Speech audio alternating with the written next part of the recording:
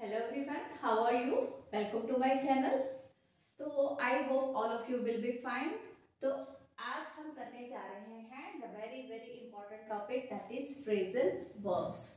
ठीक है, तो क्या होते हैं ये phrasal verbs? Phrasal verbs क्या होते हैं? देखिए, ये देखिए मैंने कुछ words लिखे हैं. Back out, carry on, give away, look after, और भी बहुत सारे हैं. तो ये देखो डबल वर्ड्स हैं, बैक आउट, कैरी ऑन, ठीक है, गिव अवे, लुक आफ्टर. इन सब में हमने क्या नोटिस किया है, जो फर्स्ट वर्ड है बैक, कैरी, गिव, लुक, ये सारे क्या है, वर्ब. क्या है ये? वर्ब, जो फॉर्म्स ऑफ वर्ब होती हैं. क्लियर? और जो दूसरा वर्ड है जैसे आउट, ऑन, अवे, आफ्टर, ये जो वर्ड्स हैं ये सब क्या है? प्रेपोजिशंस. ठीक है, मतलब ये जो बने हैं, ये जो दो वर्ड्स को मिला के बना है उसको हम बोलते हैं phrasal verb. Verb plus preposition. Clear?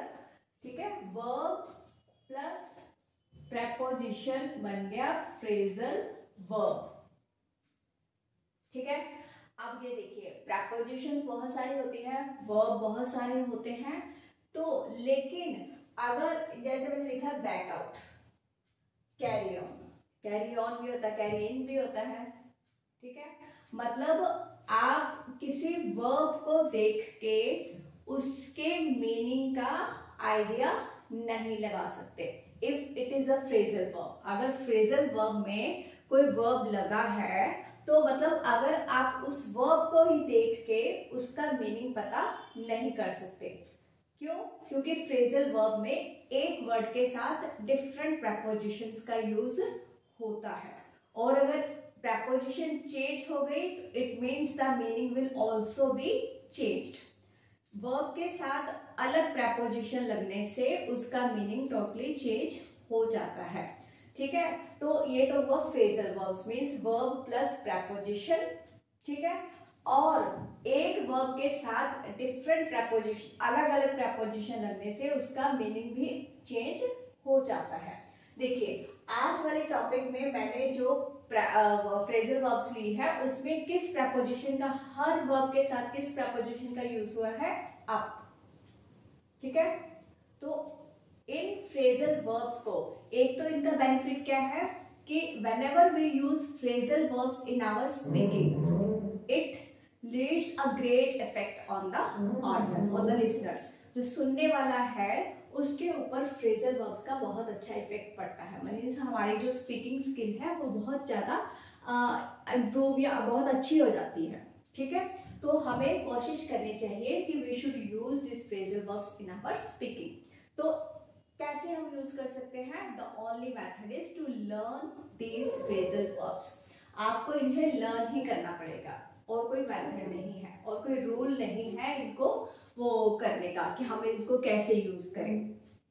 ठीक है, तो अगर इसके लिए क्या है, हमें प्रैक्टिस की जरूरत है. हम जितनी प्रैक्टिस करेंगे उतना हमारे लिए ये चीज बेनिफिशियल होगी. और अगर एक बार आपको प्रैक्टिस हो गई, अगर आप क्या प्रैक्टिस कैसे करते हैं? ठीक है, अगर आपको कोई नहीं मिलता पार्टनर तो आप खुद ही प्रैक्टिस करो.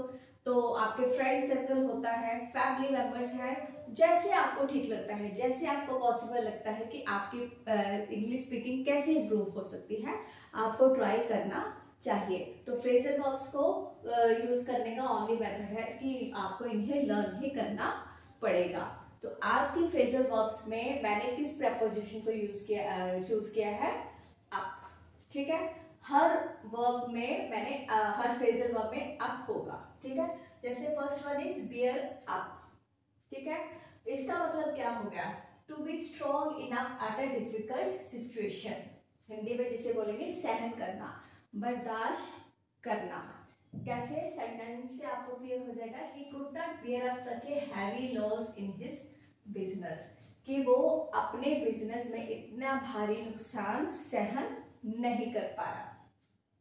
ठीक है, नहीं कर सका या नहीं कर पाया, वो हो गया ये बियर अप, बियर का मतलब ऐसे बर्दाश्त ही होता है, बियर सहन करना, ठीक है। तो अप लगने से भी मतलब इसका मीनिंग हो गया सहन करना, ठीक है। He could not bear up such a heavy loss in his business, clear.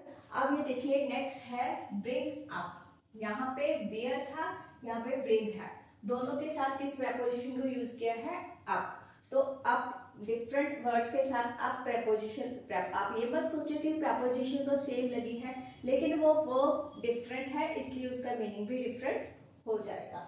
Bring up means to look after a child, किसी बच्चे का पालन पोषण करना, ठीक है। He was brought up by his uncle, कि उसे किससे पाला पोसा, वो किसके द्वारा पालन पोषण किया गया था उसका, उसके अंकल के द्वारा। अब आप यहाँ कहेंगे कि यहाँ पे ब्रिंग है, यहाँ पे ब्रॉट, यहाँ पे ब्रिंग की थर्ड फॉर्म का यूज हुआ है, he was brought up by his uncle, ठीक है।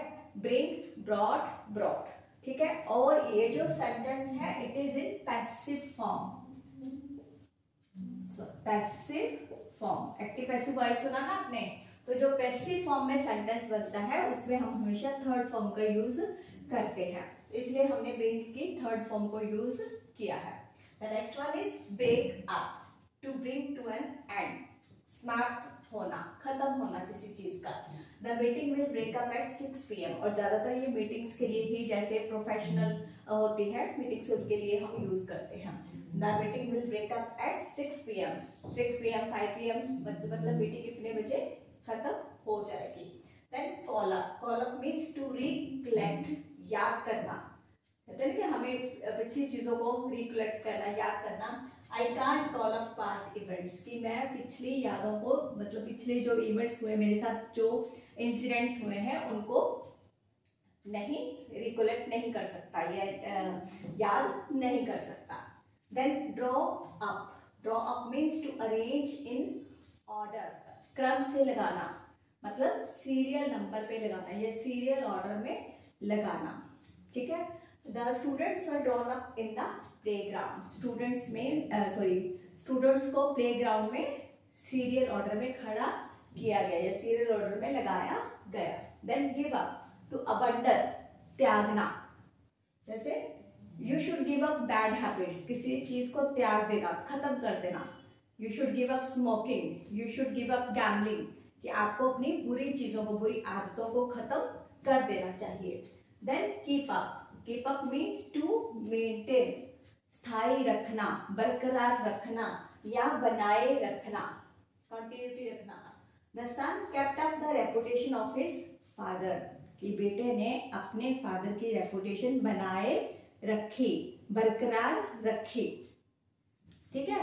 तो हमने क्या देखा कि ये देखो सेम प्रेपोजिशन का हम यूज कर रहे हैं, लेकिन वर्ब सारे डिफरेंट है, और चाहे हम एक ही प्रेपोजिशन का यूज कर रहे हैं, लेकिन वर्ब डिफरेंट होने के कारण उसका मीनिंग हर जगह चेंज हो रहा है, ठीक है। तो साथ के साथ मैं आपको रिमाइंड करवा रही हूँ, अगर आपने मेरी वीडियो को लाइक नहीं किया तो प्लीज लाइक कर दीजिए, और please subscribe my channel also, clear.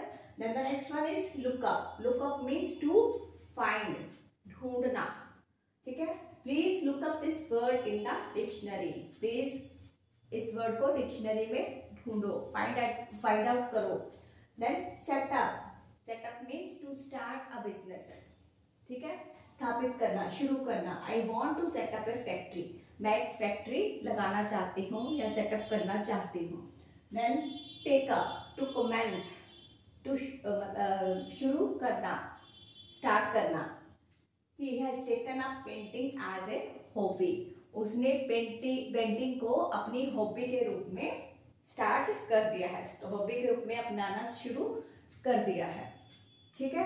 तो ये तो है फ्रेजल वर्ब्स, ठीक है। तो इनको आप याद ही कर सकते हो, ठीक है, आपको लर्न ही करना पड़ेगा फ्रेजल वर्ब्स को, ठीक है। और अगर आप चाहते हो कि आपकी इंग्लिश बहुत इम्प्रूव हो जाए, आप अच्छे लेवल में आ जाए, ठीक है, तो उसके लिए आपको थोरोली इंग्लिश की स्टडी करनी पड़ेगी, ठीक है। आप इंग्लिश बोल सकते हो, अच्छी बात है। अगर आप हेजिटेशन होती है आपको बोलने में, तो आप ठीक बोलो, गलत बोलो, चाहे जैसे मर्जी करो, but you should try to speak in English.